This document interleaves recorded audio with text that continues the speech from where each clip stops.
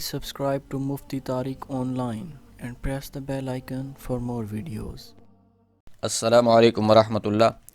غلام مرتضیٰ چنیوٹ سے سوال کرتے ہیں کہ ناپاکی کی حالت میں سحری کرنا اور روزہ رکھنا کیسا ہے؟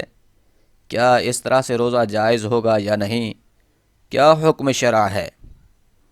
دیکھیں، اس میں سب سے پہلے تو یہ سمجھ لیں کہ ایک تو ناپاکی ہے جو عورتوں کے مخصوص ایام ہوتے ہیں، یعنی حیض اور نفاس کی ناپاکی۔ اس ناپاکی کا تو مسئلہ ہی الگ ہے کہ حیض اور نفاس کی حالت میں عورت کے لیے روزہ رکھنا جائز ہی نہیں ہے، لیکن یہاں پر جو مسئلہ پوچھا گیا ہے، اس ناپاکی سے مراد جنابت کی ناپاکی ہے۔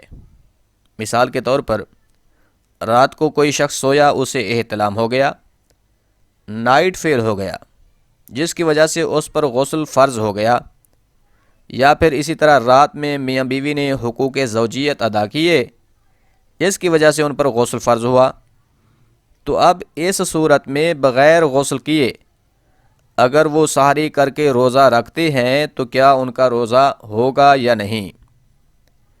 اس میں سب سے افضل یہ ہے کہ غسل کر کے پاک صاف ہو کے سحری کریں، یعنی کہ جلدی اٹھ جائیں، غسل کر لیں اور پھر سحری کریں، تو یہ افضل ہے۔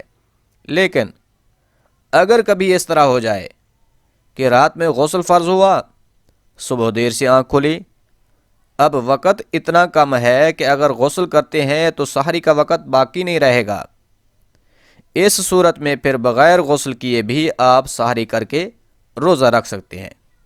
اس حالت میں سحری کرنا جائز ہے اور آپ کا روزہ بالکل درست ہے۔